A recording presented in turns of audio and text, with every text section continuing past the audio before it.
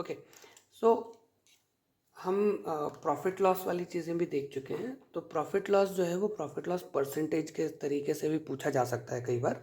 तो अभी हम एक प्रॉब्लम सॉल्व करने की कोशिश कर रहे हैं जो कि प्रॉफिट लॉस और परसेंटेज के कॉन्सेप्ट के ऊपर ही बेस्ड है।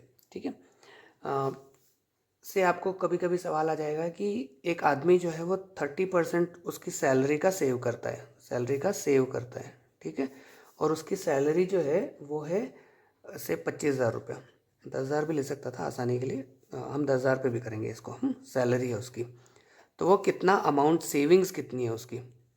ठीक है, सेविंग्स बराबर क्या, ये सवाल पूछा है।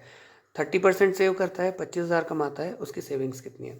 तो 30% सेव करता है मतलब 25,000 का 30% वो सेव कर रहा है, 30 डिवाइडेड बाय 100।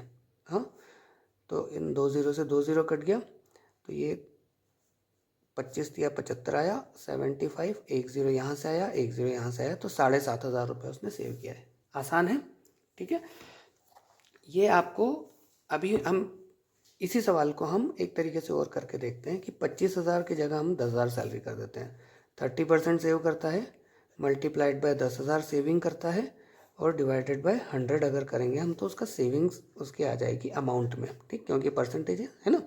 ये 2 जीरो से 2 जीरो कट गया, एक 2 जीरो यहाँ पे, 3 जीरो हो गई है, 1 2 और 3 जीरो, और 30 है तो यहाँ 30 हो गया। ठीक है, अब इसी को मैं थोड़ा और एक्सप्लेन करके बताता हूँ। अगर उसने 10,000 में 30% सेव करके 3,000 बचाया है, तो 20,000 में वो कितना बचाएगा, 3,000, एक 10,000 का और 3,000 दूसरे 1,000 का। ठीक है, और इसी को अगर उसने 3,000 उसने अगर 10,000 पे बचाया है, तो 5,000 रुपये में वो कितना बचाएगा, इसका यानी 10,000 का आधा किया 5,000 हो गया, 3,000 का आधा किया तो 1,500 हो जाएगा। राइट, तो ये 1,500 भी मैं उसमें जोड़ दूँ अगर, ठीक है, तो 3,000 प्लस 3,000 6,000 प्लस 1,000 7,000 और 500 7,500, ये ऊपर का आंसर भी आ गया।